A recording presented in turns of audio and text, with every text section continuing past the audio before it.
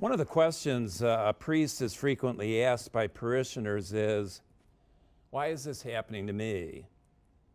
Perhaps a loved one has died or become seriously ill, or some financial misfortune or tragic event has happened to them or to a loved one. The tendency is to wonder, what have I done to deserve this? Or to ask, why is God punishing me in this way? When tragic events occur, we have a difficult time processing them, and many people often erroneously conclude that the event happened to them as a punishment from God for some bad thing that they had done earlier in life. In today's gospel reading from St. Luke, some people approach Jesus and tell him about two contemporary disasters. First, Pilate had killed some individuals from Galilee. And second, a tower at Siloam fell on some people and killed them. Jesus can read their minds, and he suspects that they are wondering if these tragedies befell these people because they were greater sinners than others. Some say that the crowd was possibly even gloating over what they presumed to be divine retribution meted out on some pitiful people who deserved it. Christ is quick to say, by no means.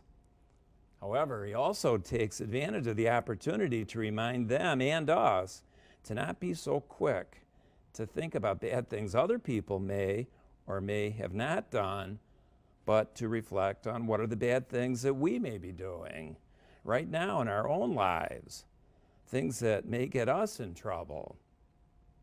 It is comparable to the reminder from Jesus to not be worried about the speck in your brother's eye until you remove the plank from your own eye. Lent is a season for us to reflect on our own need for repentance. How do I need to change so as to be a better person by Easter? Or what are areas in my own life where I need to make some changes to be better prepared to meet my Lord whenever that day does come? Jesus follows up his discussion on tragic accidents with the parable of the barren fig tree. A person had a fig tree in his orchard, and when he came in search of fruit, he found none. He said to the gardener, "Cut it down." The gardener says, "Well, for one more year, let it stay there. Give me a chance to do what needs to be done, to cultivate the ground and to fertilize the plant. If it does not bear fruit by then," the gardener says, "cut it down." The owner of the plant agrees. Jesus' goal and the goal of the season of Lent is to awaken his listeners to this truth. We all need to change, and there may not be as much time to change as we think. If we want to be right with God, today's the day to do it. And now is the hour to take the first step.